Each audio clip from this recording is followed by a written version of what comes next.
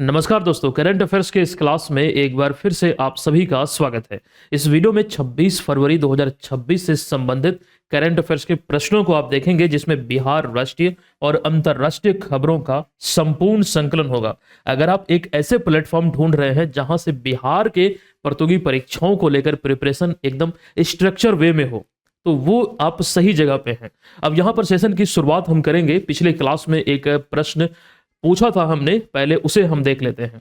देखिएगा, हाल ही में केंद्र एवं राज्य सरकार के संयुक्त प्रयासों से या फिर प्रयासों के परिणाम स्वरूप किस राज्य को आधिकारिक रूप से नक्सलवाद मुक्त घोषित किया गया है? अच्छा, चर्चाएं डिटेल में हमने किया था। जो अंतिम माओवादी था, मतलब मुंगेर में अभी इन्होंने सरेंडर किया है, जिसके बाद बिहार को ऑफिशियली नक्सलवाद मुक्त घोषित किया है। तो पिछले क्लास में जहां पर ये जानकारी हमने आपको दिया है, अगर आपको छोटा हुआ है तो पिछले सारे क्लास को समय निकाल कर देखिए। विशेष रूप से जो मंथली करंट अफेयर्स की क्लासेस हम प्रोवाइड आपको करते हैं, डेली वाला तो देखें ही देखें, लेकिन मंथली जो आपको दिया जाता है वो वाकई में काफी महत्वपूर्ण होंगे आपके लिए। तो समय निकालिए और उसे देखिएगा। चलिए, फिलहाल यहां पर हम पहले प्रश्न पे आते हैं।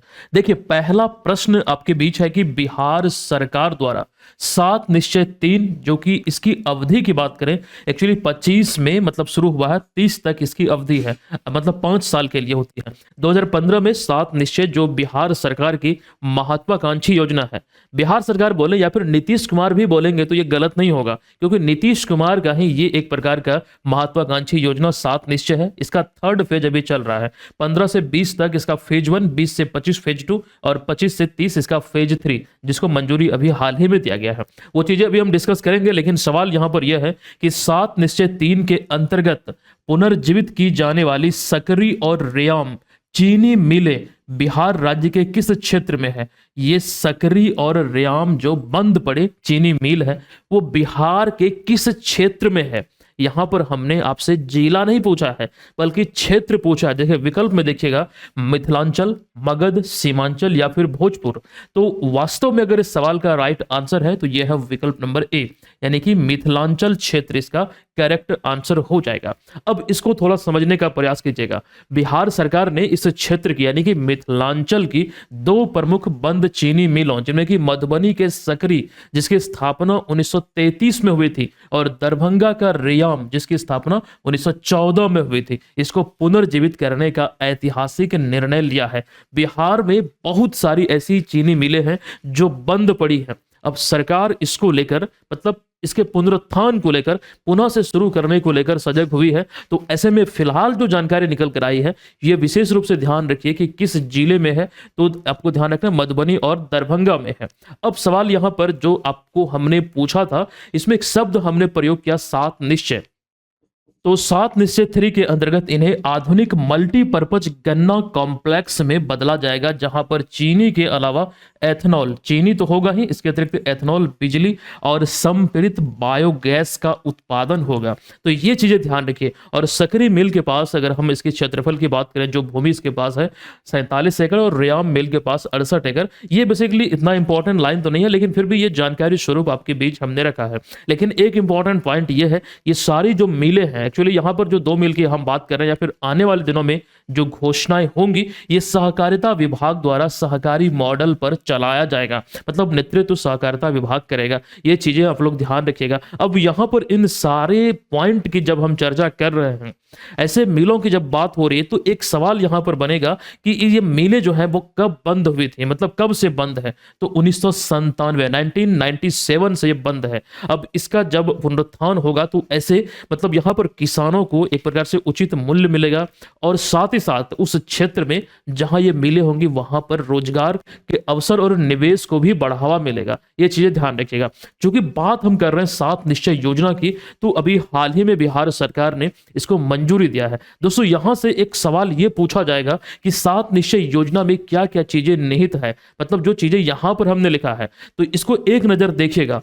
पहला है दोगुना रोजगार, दोगुनी आय, समृद्ध उद्योग, सशक्त बिहार, कृषि में प्रगति, प्रदेश की समृद्धि, उन्नत शिक्षा, उज्जवल भविष्य, सुलभ स्वास्थ्य, सुरक्षित जीवन, मजबूत आधार, आधुनिक विस्तार, सबका सम्मान, जीवन आसान। तो ये इसके 7 जो लक्ष्य है इसमें निहित है, जो यहाँ पर आप देख रहे हैं। और विशेष बात हमने क्या बोला था कि 7 निश्चय कार्यक्रम की जो शुरुआत है वो 2015 में हुई थी। 2020 तक फेज 1, 20 से 25 फेज 2 और 25 से 30 को लेकर अभी हाल ही में फेज 3 को मंजूरी दिया गया है। चलिए लगे हाथों ये भी आप देख लीजिए कि इसमें फेज 1 और फेज 2 में क्या क्या चीजें निहित है। वो चीजें यहां पर आप देखिए 1 2 3 4 5 6 7 ये यहां पर आपके बीच रखा गया है। अच्छा, इसकी चर्चा हम उतना डिटेल में नहीं करेंगे, बस ये ध्यान रख लीजिए ये सारी चीजें इसमें निहित है, ये सारी चीजों पर कार्य हुआ। लेकिन जरा यहां पर एक नंबर पे ये पार्ट 2 वाले पर नजर डालिएगा, युवा शक्ति बिहार की प्रगति। ये आपको ध्यान रखना है 2023 में 111वें बिहार दिवस का थीम था। आइए लगे हाथों इसको भी हम देख लेते हैं। बिहार दिवस 2023 की थीम यहां पर देखिएगा 111वां बिहार दिवस। एक सेकंड मैं इसका कलर चेंज कर लूं ताकि आपको अच्छे से दिखे। 111वां बिहार दिवस 2023 की थीम थी युवा शक्ति बिहार की प्रगति। अब सवाल यहां पर यह है कहां से लिया गया, तो ये 7 निश्चय योजना पार्ट 2 से लिया गया था। क्लियर है, इतनी बातें ध्यान रखिएगा। लेकिन दोस्तों अगर हम बात करें 2025 में बिहार दिवस की क्या थीम थी, 113वां बिहार दिवस मनाया गया था। इसका थीम था उन्नत बिहार विकसित बिहार। बिहार दिवस मनाने की शुरुआत बिहार सरकार ने 2010 में किया था। 2012 में इसका शताब्दी वर्ष मनाया गया। 22 मार्च 1912 को बंगाल प्रेसिडेंसी से अलग हुआ था बिहार और भारत के 12वें राज्य के रूप में अस्तित्व में आया था। ये चीजें बहुत कॉमन सी जानकारी है, ध्यान रखिएगा। अच्छा, लगे हाथों ये भी देख लीजिए कि 2024 में जो 112वां दिवस मनाया गया था, स्थापना दिवस, इसका कोई भी थीम नहीं था। ये ध्यान रखिएगा, इसका कोई थीम नहीं निर्धारित है। चलिए अब यहां पर, अच्छा ऐसा क्यों, तो यहां पर एक रीजन आप ये ध्यान रखिए, क्योंकि कोई भी मतलब त्योहार या फिर राजकीय उत्सव का आयोजन नहीं हुआ, इसलिए हमें थीम देखने को नहीं मिलता है। तो अगर यहां से सवाल बनते हैं तो आप ये बोल दीजिए, या वहां पर ऑप्शन में आपको होगा कि इनमें से कोई नहीं या फिर कोई थीम नहीं था। लेकिन ये पुराना हो चुका है, जैसे कि यहां पर जो हम बात कर रहे हैं 112वें बिहार दिवस की पुराना हो चुका है। 2025 में 113वां और 26 में 22 मार्च को 114वां बिहार दिवस मनाया जाएगा। तो ये चीजें नोट कीजिए, ध्यान रखिए। अगले सवाल पर आइएगा। 21 फरवरी 2026 को बिहार के किस जिले के ऐतिहासिक किला मैदान में विश्वामित्र महोत्सव 2026 का आयोजन किया गया है? विश्वामित्र महोत्सव या फिर कोई भी महोत्सव किसी भी राज्य के दृष्टिकोण से इंपॉर्टेंट होते हैं, ये आप लोग भी भली भांति जानते हैं। फिलहाल इसका जो राइट आंसर है यह है बक्सर। बक्सर जिला में ही किला मैदान है, यहीं पर अभी हाल ही में ये महोत्सव का आयोजन हुआ है। देखिए वही चीज हमने लिखा भी है कि 21 फरवरी को यह विश्वामित्र महोत्सव का यहाँ पर आयोजन हुआ है बक्सर जिला में, जो ऐतिहासिक किला मैदान है यहाँ पर। कार्यक्रम का आयोजन कला संस्कृति एवं युवा विभाग, बिहार सरकार और जिला प्रशासन के संयुक्त प्रयासों से किया गया है। दोस्तों ये जो धरती है बक्सर की, ऐसा कहा जाता है, ऐसी मान्यता है कि ये महर्षि विश्वामित्र की भूमि है। और ऐसे में यहाँ पर इस महोत्सव के उद्देश्य के पीछे भी रीजन यही है कि इसकी या फिर महर्षि विश्वामित्र की भूमि बक्सर के ऐतिहासिक और धार्मिक महत्व को उजागर करना तथा क्षेत्र की सांस्कृतिक विरासत, लोक कला, संगीत और परंपराओं को बढ़ावा देना। महर्षि विश्वामित्र के बारे में कुछ चीजें हम आपको बतलाने जा रहे हैं, आप इसको जरा ध्यान से देखिएगा। यहाँ पर हमने शब्दों में भी लिख दिया, हालांकि ये चीजें इतनी कॉमन है कि आप लोग जानते होंगे, लेकिन इसमें एक पॉइंट इंपॉर्टेंट है। जैसे कि महर्षि विश्वामित्र की हम बात करें तो प्राचीन भारत के एक अत्यंत तेजस्वी और प्रतापी और प्रभावशाली ऋषि थे, लेकिन ऋषि बनने से पहले वो मूल रूप से कौशिक नाम से एक क्षत्रिय राजा हुआ करते थे और कठोर तपस्या के बल पर उन्होंने क्षत्रिय से महर्षि की जो पद है वो हासिल किया था। और हिंदू धर्म में जो महाकाव्य की हम बात करते हैं, जो 2 महाकाव्य है महाभारत और रामायण, तो रामायण में भगवान राम और लक्ष्मण के ये गुरु के रूप में प्रसिद्ध थे। आप तस्वीर के माध्यम से भी देख लीजिए, लेकिन फिलहाल जो जानकारी स्वरूप इसे धार्मिक दृष्टिकोण से मत देखिएगा, एक सवाल के रूप में, चूंकि यहाँ पर जो हमने रखा है ये एग्जाम में पूछा जा सकता है ना, इसको जरूर ध्यान रखिए। धार्मिक दृष्टिकोण से देखने की जरूरत नहीं है, क्योंकि कई बार होता है कि बहुत सारे लोगों को मैं किसी धर्म विशेष को लेकर कुछ चीजें शामिल करता हूं तो आप लोगों को बुरा लग जाता है। ऐसी होनी नहीं चाहिए। मेरा पर्पस ये है कि जो इंपॉर्टेंट चीजें हैं, जो पूछे जा सकते हैं, जिसकी संभावना है, वो चीजें आपके बीच हम रखें। चलिए फिलहाल यहां पर इतनी जानकारी है, आ जाइए अगले सवाल पर। तीसरा सवाल है 6 से 22 फरवरी 2026 तक आयोजित शीतकालीन ओलंपिक खेलों के संबंध में निम्नलिखित कथनों पर विचार कीजिए। जो अभी हाल ही में 6 से लेकर 22 फरवरी 2026 तक आयोजित हुआ है। देखिए, पहला कथन यहाँ पर आपके बीच है कि 2026 शीतकालीन ओलंपिक खेल या फिर ओलंपिक का जो आयोजन है ये इटली के मिलान और कोर्टिना तो एम्पेजे में किया गया। तो ये बिल्कुल सही है, यहाँ पर ये आयोजित हुआ है। नॉर्वे ने सर्वाधिक 41 पदक जीता है और पदक तालिका में प्रथम स्थान हासिल किया है। ये भी सत्य है, यहाँ पर नॉर्वे का दबदबा रहा। भारत 2026 शीतकालीन ओलंपिक खेलों में कोई भी पदक नहीं जीता है, मतलब भारत की झोली खाली है, ये भी यहाँ पर सत्य है। तो देखिए यहाँ पर क्या पूछा जा रहा है, उपरोक्त कथनों में से या फिर कौन सा कथन सही है। तो यहाँ पर देखिएगा इसका राइट आंसर होगा विकल्प नंबर डी, 1, 2 और 3। यहाँ पर तीनों के तीनों सत्य है। देखिए यहाँ पर हम बात जो कर रहे हैं शीतकालीन ओलंपिक खेल का, ये अभी हाल ही में इटली के मिलान और कोर्टिनो शहर में आयोजित हुआ है। यहाँ पर मतलब कोर्टिना शहर में आयोजित हुआ। ये चीजें आपके बीच हमने शब्दों में भी रखा है, आइए उसको हम देखते हैं, क्योंकि ये जो टॉपिक है ये सवाल यहां से बनने की संभावना मुझे प्रतीत होती है। जैसे कि अगर आप देखेंगे कि आयोजन कहां हुआ है और कौन सा देश इसमें शीर्ष पर रहा है, तो प्रथम स्थान पर नॉर्वे, द्वितीय स्थान पर अमेरिका, तीसरे स्थान पर नीदरलैंड रहा है। और कितने पदक जीते ओवरऑल, यहां पर गोल्ड, सिल्वर और ब्रॉन्ज की भी जानकारी यहां पर आपके बीच हमने रखा है। और किसी भी शीतकालीन ओलंपिक में ये नॉर्वे द्वारा सबसे अधिक स्वर्ण पदक का रिकॉर्ड है, जो 18 स्वर्ण पदक इन्होंने हासिल किया है। भारत के नाम एक भी यहां पर मेडल नहीं रहा, ये चीज नोट कर लीजिए। अब एक चीज और हम आपको बताएंगे, अच्छा यहां पर हमने लिखा भी है, लेकिन यहां पर देखिएगा यह 1956 और 2006 के बाद इटली द्वारा आयोजित तीसरा शीतकालीन ओलंपिक है जिसकी मेजबानी इटली ने किया है। देखिए 1956 में पहली बार, 2006 में दूसरी बार और 2026 में ये शीतकालीन ओलंपिक का ये तीसरा मतलब बार इसका आयोजन किया है। दोस्तों अब यहीं पर ही पैरालंपिक शीतकालीन खेल आयोजित होंगे 6 से लेकर 15 मार्च 2026 तक।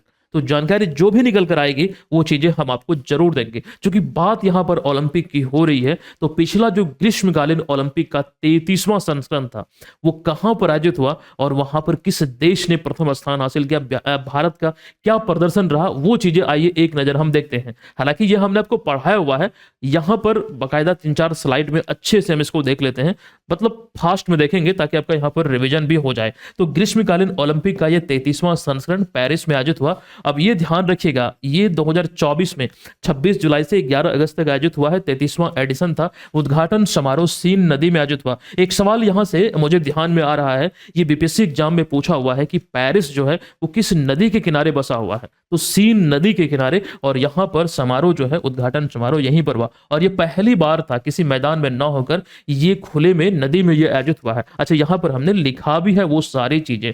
अच्छा यह तीसरी बार है जब पेरिस से ग्रीष्मकालीन ओलंपिक खेलों की मेजबानी किया है। इतना क्लियर है, इसका शुभंकर आदि ध्यान रखिए। इससे पहले 1900 में, फिर 1924 में इसकी मेजबानी किया था। अब यहां पर देखिएगा, अगर हम देखें यहां पर पदकों में, भारतीय पदक विजेताओं में, तो ध्यान रखिए 6 पदक भारतीय विजेताओं ने मतलब भारतीय खिलाड़ियों ने हासिल किया है। इसमें गोल्ड मेडल आपको नहीं दिखेगा, बल्कि यहां पर देखिएगा जरा ध्यान से, 1, 2, 3, 4, 5, 6 गोल्ड मेडल भारत को नहीं मिला है। यहां पर 1 सिल्वर और 5 कांस्य पदक भारत को मिला है। अब ये 6 पदकों के साथ भारत कितने स्थान पर रहा, तो पदक तालिका में 71वें स्थान पर रहा। पहले स्थान पर अमेरिका, दूसरे स्थान पर चाइना और तीसरे स्थान पर जापान रहा था। लेकिन इन सब के अतिरिक्त दोस्तों यहां पर देखिएगा कि अगर हम देखें कि ओलंपिक खेलों में भारत अब तक कितने पदक जीता है, तो ओलंपिक खेलों के इतिहास में भारत अब तक 41 पदक अपने नाम किया है, जिसमें 10 गोल्ड है, 10 सिल्वर है और 21 ब्रॉन्ज मेडल है। चलिए फिलहाल यहां पर आगे हम बढ़ते हैं, अगले प्रश्न पे चलते हैं। लेकिन उससे पहले यह ध्यान रखिएगा, 72वीं बीपीएससी एग्जाम की प्रिपरेशन में जितने भी लोग लगे हैं, घर बैठे प्रिपरेशन कर रहे हैं, तो यहां पर आपको हम ये जानकारी दे दें, बीएम ऑनलाइन लर्निंग ऐप पर जो ये कोर्स संचालित हो रही है, इसमें आपको टेस्ट सीरीज मिलना अब जल्द शुरू होने वाला है। हमने पिछले भी क्लास में बोला था, 2-4 दिन आप लोग वेट कीजिए, जल्द यहां पर तमाम चीजें उपलब्ध होंगी। और इसमें हालांकि प्रीलिम्स को लेकर तमाम मटेरियल हम आपको दे रहे हैं। करंट अफेयर्स का ये जो बैच है, अलग से जो विजेता बैच है, अगर आप इसको लेते हैं ये 72वीं वाले कोर्स को, तो विजेता बैच इसमें आपको मिल जाएगा, है ना। ये तमाम चीजें यहाँ पर आपको दिख रहा है। और सभी कोर्स में ये कूपन कोड अप्लाई कीजिएगा, जो कूपन कोड है NEW15, इससे आपको 15% का डिस्काउंट मिल जाएगा। अच्छा चलिए अब यहाँ पर अच्छा, यही वो कोर्स है जिसको आप ले सकते हैं। अच्छा, एक बात और, अगर आपको सिर्फ और सिर्फ करंट अफेयर्स ही चाहिए तो उसके लिए एक बैच है, विजेता बैच, करंट अफेयर्स का स्पेशली, आप लोग इसको ले सकते हैं। मतलब हजारों लोग इसमें ज्वाइन किए हुए हैं, तो आप भी ज्वाइन कर सकते हैं। इससे बेहतर और डेडिकेटेड कोर्स आपको नहीं मिलेगा। एकदम सुनियोजित वे में classes, notes, PDF, test series, quiz आदि तमाम चीजें आपको मिलती है, प्रत्येक दिन अपडेट होती है। चलिए आइए अगले सवाल पर। Atal Bihari Vajpayee the eternal statesman, मतलब ये एक पुस्तक का नाम है। तो ये पुस्तक जो भी हाल ही में जारी हुई है, एक कॉफी टेबल बुक है। ये पूछा गया कि इसके लेखक कौन है। अच्छा, कॉफी टेबल बुक आप समझते हैं, किसी भी टॉपिक को लेकर, जैसे मान लीजिए यहाँ पर अटल बिहारी वाजपेयी को लेकर ये पुस्तक है, मतलब यहाँ पर उन्हीं के बारे में, जीवन के बारे में या फिर कोई और टॉपिक पर, वो चीजें भी हम देखेंगे, तो उसका वर्णन तस्वीरों के माध्यम से किया जाता है। मतलब उसे थोड़ा इंटरेस्टिंग बनाने को लेकर, मतलब यहाँ पर कॉफी टेबल बुक, मतलब एक आसान छोटे से मतलब शब्दों में अगर हम बयां करें तो इस तरह से कर सकते हैं। तो इसके लेखक हैं विजय गोयल। एक उदाहरण के तौर पर समझिए, कई जगह मतलब बड़े होटल रेस्टोरेंट में आप जाते हैं तो कई बार वहां पर वेटिंग एरिया में इस तरह के पुस्तकों को आप देखते हैं, ताकि आप उसे देखें, इंटरेस्ट आपका उस पुस्तक की ओर ज्यादा हो और आप बोर फील ना करें। तो वो होता है कॉफी टेबल बुक, जिसमें कि विशेष रूप से तस्वीरों को भी शामिल, मतलब तस्वीरों को भी क्या, मतलब तस्वीरें शामिल होती है। देखिए, ये पुस्तक का नाम है Atal Bihari Vajpayee the eternal statesman. इस पुस्तक को आप यहाँ पर देख रहे हैं, कॉफी टेबल बुक है, और पूर्व केंद्रीय मंत्री और भारतीय जनता पार्टी यानी कि बीजेपी के नेता विजय गोयल द्वारा लिखा गया है। इस पुस्तक का विमोचन 21 फरवरी 2026 को वर्तमान में जो भारत के उपराष्ट्रपति हैं, उपराष्ट्रपति कौन है, तो सीपी राधाकृष्णन है, इनके द्वारा नई दिल्ली में अंबेडकर अंतरराष्ट्रीय केंद्र में इसका विमोचन किया गया है। अब जरा इस पुस्तक के विषय वस्तु को देखने का प्रयास कीजिए कि पुस्तक में है क्या। तो इस पुस्तक में भारत रत्न अटल बिहारी वाजपेयी के जीवन, उनके नेतृत्व और संसद से प्रधानमंत्री तक की यात्रा की या फिर यात्रा को दुर्लभ तस्वीरों के माध्यम से या फिर तस्वीरों और अभिलेखनीय सामग्रियों के माध्यम से प्रस्तुत किया गया है। मतलब जो उनका सफर रहा है वो चीजों को इसमें अच्छे से एकदम शामिल किया गया है। अब एक चीज और देखिएगा, कुछ दिन पहले इस पुस्तक को लेकर हमने आपको जानकारी दिया था, विलिवर्स डिलेमा, जो कि अटल बिहारी वाजपेयी के जीवन और राजनीतिक विचारधारा और उनकी नेतृत्व शैली पर आधारित थी, और यह पुस्तक अभिषेक चौधरी द्वारा लिखा गया था। विलिवर्स डिलेमा पुस्तक को आप यहां पर देख रहे हैं, और वो सारी जानकारी पुस्तक को लेकर यहां पर अच्छे से हमने रख दिया है। यह हाल ही में लिखा गया है, इंपॉर्टेंट है, यहां से सवाल आपके एग्जाम में बन सकते हैं। अब दोस्तों, चूंकि बात यहां पर अटल बिहारी वाजपेयी की हुई है, तो कुछ सवाल ऐसे में यहां से इंपॉर्टेंट बनते हैं जो आपके एग्जाम में पूछे जा सकते हैं। देखिए, दिसंबर 2025 का एक करंट अफेयर्स है, ये अभी हाल ही में हमने आपको पढ़ाया हुआ है, एक नजर इसको देखिएगा। पूर्व प्रधानमंत्री भारत रत्न अटल बिहारी वाजपेयी जी की जन्म शताब्दी के अवसर पर 21 दिसंबर 2025 को, अभी रिसेंटली मतलब ये आयोजित हुआ था इंदौर के मध्य प्रदेश में, शून्य से शतक स्मृति समारोह। मतलब ये एक प्रकार से जन्म शताब्दी के अवसर पर इसको मतलब चिन्हित करते हुए इसकी स्मृति में मनाया गया शून्य से शतक तक स्मृति समारोह। कार्यक्रम का उद्देश्य उनके जीवन, विचार और योगदान को याद करना और युवाओं में प्रेरणा फैलाना, ये इसका मूल उद्देश्य को लेकर ये अभी हाल ही में मतलब आयोजन हुआ है। अगर बात करें अटल बिहारी वाजपेयी की, तो भारतीय जनता पार्टी के आप बोल सकते हैं सह संस्थापक भी हैं, और एक चीज और, भारतीय जनता पार्टी के पहले अध्यक्ष भी रहे हैं। ये चीज यहाँ पर ध्यान रखिएगा। प्रधानमंत्री बनने वाले, अगर आप मध्य प्रदेश के व्यक्तियों में देखेंगे तो इस पद पर पहुंचने वाले मध्य प्रदेश के प्रथम व्यक्ति, एक्चुअली ये मध्य प्रदेश के रहने वाले, भारत के 10वें प्रधानमंत्री थे। 2015 में भारत का सर्वोच्च नागरिक सम्मान भारत रत्न उन्हें मिला। एक चीज और ध्यान रखिए, वे 1996, 98 और 99 में 3 बार भारत के प्रधानमंत्री बने, और तीनों कार्यकाल को लेकर जानकारी यहां पर आपके बीच हमने रखा है, आप लोग चाहें तो देख सकते हैं। लेकिन दोस्तों, जब बात यहां पर अटल बिहारी वाजपेयी की हो रही है तो एक चीज और आपको ध्यान रखना पड़ेगा। हम बात कर रहे हैं यहां पर जीएसटी की। अब ये हम इसलिए बोल रहे हैं क्योंकि जीएसटी अपनाने का जो सुझाव था वर्ष 2000 में पहली बार अटल बिहारी वाजपेयी सरकार ने ही सुझाया था। हालांकि भारत में जीएसटी 1 जुलाई 2017 को लागू हुआ। जीएसटी जो है एक इनडायरेक्ट टैक्स का उदाहरण है। यानी कि अप्रत्यक्ष कर सबसे पहले 1954 में फ्रांस में लागू हुआ था। और ये बेसिक सी जानकारी है, जरूर ध्यान रखिएगा। लेकिन इन सब के अतिरिक्त अगर ये सवाल आपसे एग्जाम में पूछा जाता है, मान लीजिए कब लागू हुआ भारत में, ये तो सब जानते हैं, बच्चा बच्चा जानता है, लेकिन यहां पर इस वाले पॉइंट को देखिएगा। 101वें संविधान संशोधन अधिनियम 2016 के तहत यह लाया गया था, लेकिन लागू 17 में हुआ था। तो ये संविधान संशोधन अधिनियम आपसे पूछा जा सकता है। अगर प्रश्न थोड़ा हार्ड अगर पूछा जाएगा तो इस तरह इस टॉपिक से ये लिया जा सकता है। चलिए अब यहां पर आइए अगले सवाल पर।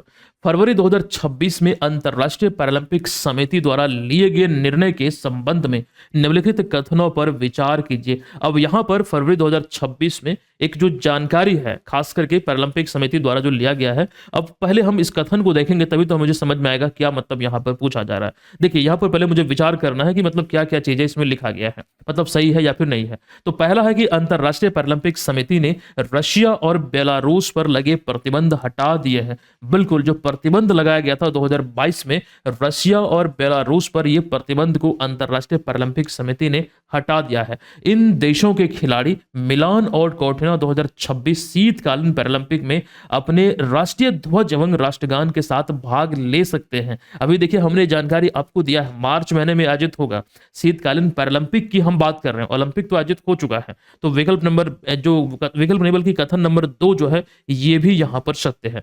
और फिर यहां पर अगला तीसरा कथन है, यह प्रतिबंध वर्ष 2022 से लागू पूर्ण निलंबन को जारी रखने का निर्णय था। देखिए यहां पर इस बात का कोई सेंस नहीं बनता, ये अलग तरीके से कुछ भी लिखा गया है। यहां पर ये जो कथन है ये बिल्कुल असत्य है। एक चीज यहां पर ये समझना है कि प्रतिबंध 2022 में जरूर लागू हुआ था, लेकिन ये जो लाइन है ये गलत यहां पर लिखा गया है। मार्च 2022 में ये दोनों देशों पर प्रतिबंध लगाया गया था। तो 1 और 2 यहां पर सही है, विकल्प नंबर ए में है, केवल 1 और 2 यही इसका राइट आंसर हो जाएगा, है ना। चलिए छठा प्रश्न, हाल ही में लुमामी में आयोजित रसायन विज्ञान, लुमामी एक जगह का नाम है, लुमामी में आयोजित रसायन विज्ञान पर अंतरराष्ट्रीय सम्मेलन के दौरान 5 प्रख्यात रसायन शास्त्रियों को लाइफ टाइम अचीवमेंट पुरस्कार किस संस्थान द्वारा प्रदान किया गया है। तो यहां पर जो विकल्प है ध्यान दीजिएगा, विकल्प नंबर बी नागालैंड विश्वविद्यालय इस प्रश्न का राइट आंसर होगा। नागालैंड विश्वविद्यालय द्वारा लुमामी में 18 से 20 फरवरी तक ये आयोजन हुआ था, बहु विषयक अनुसंधान में रसायन विज्ञान पर अंतरराष्ट्रीय सम्मेलन, जहां पर 5 प्रख्यात रसायन शास्त्रियों को लाइफ टाइम अचीवमेंट पुरस्कार से सम्मानित किया गया। अब ये सम्मान जो वैज्ञानिकों को मिला है किन क्षेत्रों में, तो आप ध्यान रखिएगा, मटेरियल साइंस यानी कि पदार्थ विज्ञान, नैनो टेक्नोलॉजी तथा साथ ही साथ संचारण विज्ञान, कोरिजन रिसर्च के क्षेत्र में यह सम्मान दिया गया है। और पुरस्कार पाने वाले अगर हम रसायन शास्त्रियों की बात करें तो यहां पर professor A.K. Mallick, professor V.S. Raja, M.A. Qureshi, M. Indira Devi और नितिन चट्टोपाध्याय, ये पांचों का नाम आप लोग चाहे तो ध्यान में रख सकते हैं। लेकिन ये जरूर याद रखिएगा किस विश्वविद्यालय द्वारा कहां पर और कितने रसायन शास्त्रियों को, यह इंपॉर्टेंट यहां पर हो जाती है। दोस्तों अगला भी अति महत्वपूर्ण सवाल है, बाफ्टा जो अवार्ड है, जो फिल्म अवार्ड है 2026 में, इस फिल्म अवार्ड में best children's and family film का प्रतिष्ठित पुरस्कार जीतने वाली मणिपुरी भाषा की फिल्म बुंग के निदेशक कौन है, यानी कि डायरेक्टर कौन है, ये यहां पर सवाल पूछा गया है। आप इन्हें यहां पर तस्वीर में देख भी रहे हैं, ये है इनकी, अगर हम इनके नाम की अगर हम बात करें तो लक्ष्मी प्रिया देवी। दरअसल यहां पर बाफ्टा अवार्ड्स 2026 में best children and family film का प्रतिष्ठित पुरस्कार इन्होंने अपने नाम किया है। किस फिल्म के लिए, तो बुंग इस फिल्म के लिए। चलिए विकल्प नंबर बी यहां पर सही है। अगला सवाल है कि यूरोपीय देश नीदरलैंड में 23 फरवरी 2026 को 38 वर्ष की आयु में देश के इतिहास के सबसे युवा व दुनिया का पहला समलैंगिक प्रधानमंत्री, अच्छा 2 बार लिखा गया है, दुनिया का पहला समलैंगिक प्रधानमंत्री के रूप में शपथ लेने वाले डेमोक्रेट्स 66 पार्टी से संबंधित नेता कौन है। पहले तो यह जान लीजिए, इसका राइट आंसर है रॉब जेटन। ये नीदरलैंड के सबसे युवा और दुनिया के पहले समलैंगिक प्रधानमंत्री हैं जिन्हें आप यहां पर देख रहे हैं। लेकिन इनकी पार्टी का यहां नाम हमने लिखा डेमोक्रेट्स 66 या फिर D66। दरअसल ये जो यहाँ पर ये पार्टी के नाम में ये जो 66 लिखा हुआ है, ये इसके स्थापना वर्ष को इंगित करता है। ये एक राजनीतिक दल का नाम है ना, और ये स्थापना वर्ष से इंगित करता है 1966 में इसकी स्थापना हुई थी। इस चीज को ध्यान रखिएगा, ये एक पार्टी का नाम है डेमोक्रेट्स 66। चलिए आइए अगले सवाल पर। झारखंड के पलामू टाइगर रिजर्व में स्थानीय महिलाओं को वन्य जीव संरक्षण अवैध कटाई रोकने तथा वन अपराधों की निगरानी हेतु शुरू की गई पहल का नाम क्या है?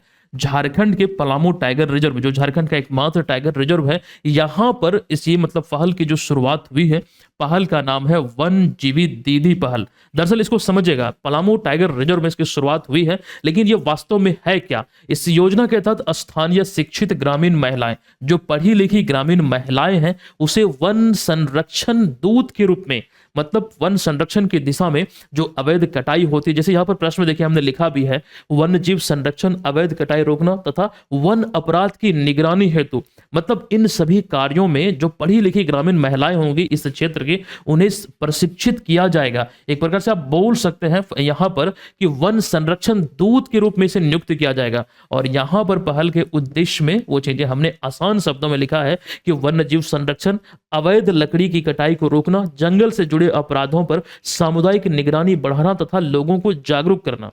दोस्तों, जंगल की कटाई की बात हुई है तो एक सवाल को आप बिल्कुल नहीं भूल सकते हैं। वो सवाल संबंधित है चिपको आंदोलन से संबंधित। चिपको आंदोलन एक इंपॉर्टेंट टॉपिक है, कई दफा यहां से एग्जाम में प्रश्न बने हैं। तस्वीर को देखिए, जब पेड़ों को काटी जा रही थी बड़े पैमाने पर, तो स्थानीय महिलाएं यहां पर चारों ओर एक प्रकार से यहां पर हाथ पकड़ के खड़ी हो जाते थे और वृक्षों की सुरक्षा करते थे। दरअसल पेड़ों की अंधाधुंध जब कटाई हो रही थी, इसी के फलस्वरूप 1974 मार्च महीने में उत्तराखंड के चमोली में यह शुरू हुआ था। और अगर हम देखें कि चिपको आंदोलन के जनक किसे कह जाते हैं, तो सुंदरलाल बहुगुणा को। यहां पर हमने लिखा भी है कि जनक इसका सुंदरलाल बहुगुणा को कहा जाता है, तो ये चीज ध्यान रखिएगा। अच्छा, यहां पर एक और चीज हमने लिखा, मध्य प्रदेश पहला ऐसा राज्य बना जहां एआई आधारित real time forest alert system को इन्होंने लागू किया है, तो ये चीजें इंपॉर्टेंट हो जाती है। इसी में एक ये वाला पॉइंट अगर आप देखेंगे, इनका नाम याद रखिएगा, पद्मश्री पुरस्कार से सम्मानित दरीपल्ली रमैया, जिनका अभी हाल ही में निधन हुआ है, मशहूर पर्यावरणविद थे। 2017 में भारत सरकार द्वारा उन्हें देश के सर्वोच्च, जो चौथा सर्वोच्च सम्मान है पद्मश्री, इनसे सम्मानित किया गया था।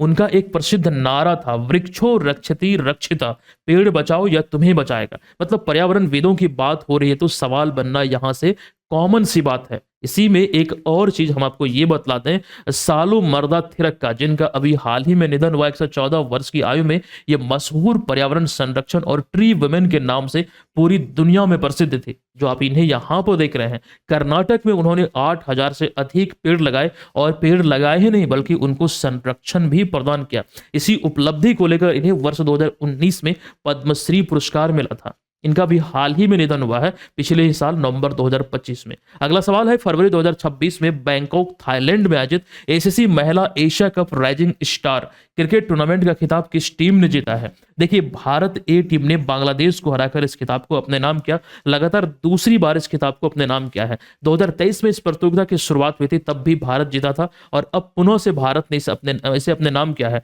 दरअसल डिफेंडिंग चैंपियन के रूप में भारत उतरी थी और लगातार इस खिताब को अपने नाम किया है। टीम की कप्तान, यानी कि भारत की मतलब जो टीम थी उसका कप्तान राधा यादव थे। मतलब इस नेतृत्व में अगर आप देखेंगे तो भारत ए टीम ने बांग्लादेश को 46 रनों से हराकर इस खिताब को अपने नाम किया, जो थाईलैंड की राजधानी बैंकॉक में सारे मुकाबले खेले गए। आयोजन की बात करें तो यहां पर हमने लिखा भी है 13 से लेकर 22 फरवरी 2026 तक, और इस प्रतियोगिता की शुरुआत 2023 में हुई थी। और सबसे सफल टीम है भारत, जो कि 2023 में पहला और 2026 में दूसरा, दोनों एडिशन अपने नाम किया है। अगले सवाल पर आ जाइए, हाल ही में बाल चिकित्सा जीन थेरेपी परियोजनाओं की शुरुआत किस देश द्वारा की गई है? तो बाल चिकित्सा जीन थेरेपी की शुरुआत यूएई अर्थात संयुक्त अरब अमीरात में की गई है। अब यहां पर उसी को लेकर जानकारी लिखी गई है। जो एक्चुअली बात हम कर रहे हैं यहां पर इस देश की, तो ये पहली बार यहां पर ऐसा हुआ है। और अनुवांशिक बीमारियों का, दरअसल इसका उद्देश्य जो है, ये दुर्लभ जो अनुवांशिक बीमारी है इसका उन्नत जैव प्रौद्योगिकी आधारित उपचार विकसित करना, ये इसका मूल उद्देश्य है। और थेरेपी में जो जीन थेरेपी की बात होती है, जो दोषपूर्ण जीन होते हैं, मतलब इसको सुधार कर या फिर बदल कर बीमारी का उपचार किया जाता है। और अब जो है यूएई वैसे देशों में शामिल हो गया है जिसके पास इस तरह का पहल है। और यहां पर पहला जो पहल है, जो शुरुआत इसकी हुई है, इस परियोजना में ऑप्टिज्म और मिर्गी से जुड़े अनुवांशिक जो खास करके उत्परिवर्तन है या फिर जो विकार है, इसको दूर करने पर ये केंद्रित होगा ये थेरेपी। ठीक है, तो ये चीज जरूर ध्यान रखिएगा। और इसको शुरू किसके द्वारा किया गया, तो फिलाडेल्फिया स्थित चिल्ड्रन हॉस्पिटल के सहयोग से विकसित किया गया, जो बाल चिकित्सा अनुसंधान पर वैश्विक केंद्र के रूप में पूरी दुनिया में प्रसिद्ध है। तो फिलाडेल्फिया में स्थित ये चिल्ड्रन हॉस्पिटल द्वारा ये शुरू किया गया है। अब अगला सवाल है, गरीब एवं जरूरतमंद परिवारों को सस्ती दर पर भोजन उपलब्ध कराने के उद्देश्य से मेरी रसोई योजना किस राज्य सरकार द्वारा शुरू किया गया है, तो पंजाब इसका राइट आंसर होगा, पंजाब सरकार द्वारा शुरू किया गया है। दोस्तों आज का ये सेशन यहां पर समाप्त होता है और ये रहा आज के सेशन का सवाल, जिसका आंसर आप सभी लोग कमेंट बॉक्स में लिखेंगे। और जो जानकारी हमने आपको दिया था, अच्छा इसको लेकर तो आप लिखिए ही लिखिए, लेकिन आप कोशिश कीजिए कि विशेष रूप से एकदम डिटेल में लिखें। अच्छा एडियो टेस्ट सीरीज अभी तक आपने ज्वाइन नहीं किया है तो प्ले स्टोर से एप्लीकेशन को डाउनलोड कीजिए। तीनों पेपर का जो आपको टेस्ट सीरीज मिल रहा है, 50 फुल लेंथ टेस्ट है, ये आपकी तैयारी को परखेगा। घर बैठे अपनी मूल्यांकन आप कर सकते हैं और इसमें सब्जेक्ट वाइज टेस्ट भी आपको दे रहे हैं जिसकी संख्या 120 है। करंट अफेयर्स का भी टेस्ट है, करंट अफेयर्स का मंथली नोट्स भी है पिछले 2 साल का, जिसे आप प्रिंट भी कर सकते हैं, एग्जाम तक आपको मिलता रहेगा। और ये सभी चीजें केवल और केवल ऑफर टाइम में 99 रुपये में आपको मिल रहा है ना, आप लोग ले लीजिए। या फिर आप चाहें बिहार के सभी प्रतियोगी परीक्षाओं के लिए एक जो स्पेशल कोर्स है विजेता बैच करंट अफेयर्स का, इसे ले सकते हैं। और तमाम चीजें जो आपको हम दे रहे हैं गुणवत्तापूर्ण होती है, इस पर संदेह मत कीजिए। हम मिलते हैं आपसे नेक्स्ट क्लास में। ये सेशन आपको कैसा लगा कृपया कमेंट बॉक्स में आप लोग जरूर बताइएगा। मिलते हैं नेक्स्ट वीडियो में, तब तक के लिए धन्यवाद। जय हिंद।